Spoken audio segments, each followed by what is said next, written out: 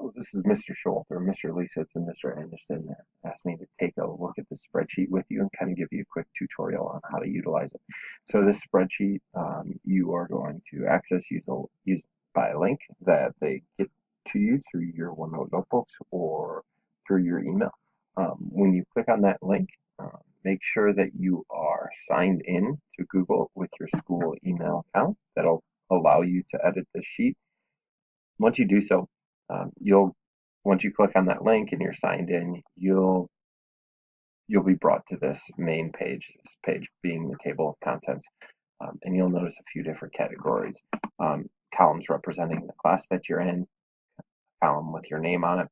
So as you approach it, you might see your name. But the purpose of this spreadsheet is for you to take your data from your Radish lab, type it in, get the computer to graph it for you, and then take your data, compare it to your class, compare it to all of the other classes, so that you can take a look as to how your Radish is.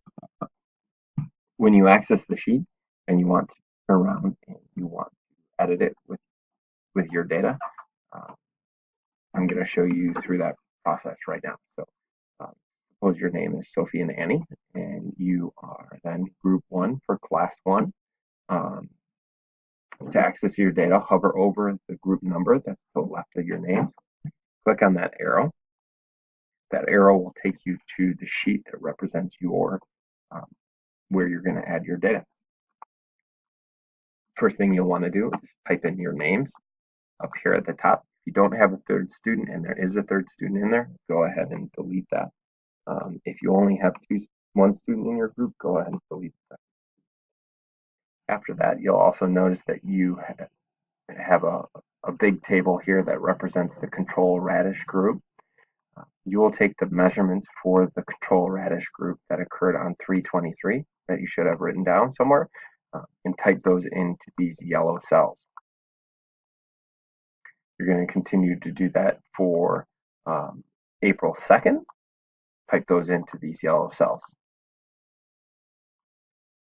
All of the white cells will populate automatically. Those have formulas in them. Don't mess with those. They'll be all right. They'll start to populate change. Like as an example, say 2, I say 3, 4. It'll start populating the percent change for you so you can answer some of the questions that you need to answer. Once you fill in the control Radish group data, go down here and type in the experimental Radish group. You'll also notice that the soil data needs to be entered as well.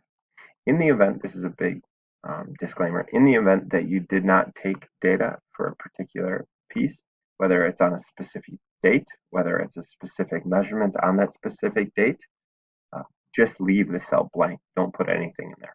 If it's blank, the program will read it and kind of ignore it, or should. After you've done that, what you can do is you can turn around and scroll to the right, and you'll start to see your data populating here on this graph.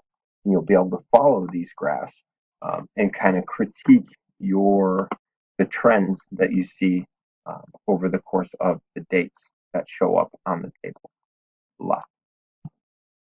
Once you finish that, if you want to go back to the table of contents, you can hover over this link, click that arrow, you'll go back to the table of contents.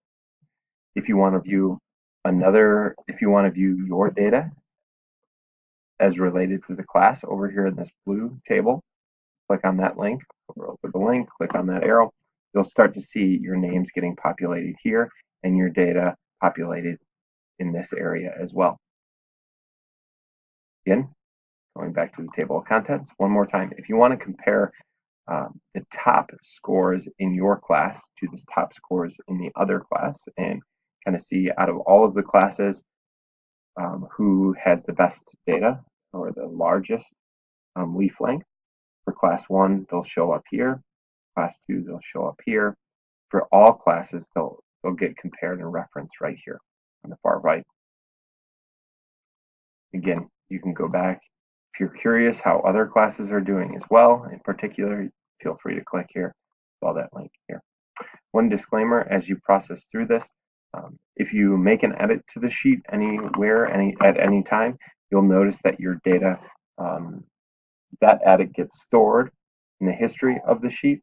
So if in the event that there's some sort of an issue with the programming or something like that, we can turn around and go back and troubleshoot that issue and work to fix it as it arises.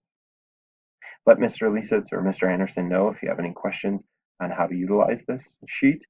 And if there's any problems with the sheet, we'll try to work out those bugs as quick as possible so you get the data reports that you need so you can answer some of those tougher questions, or ask some tough questions as a result of why your radish performed the way it did, why somebody else's radish performed worse or better than yours, those types of things.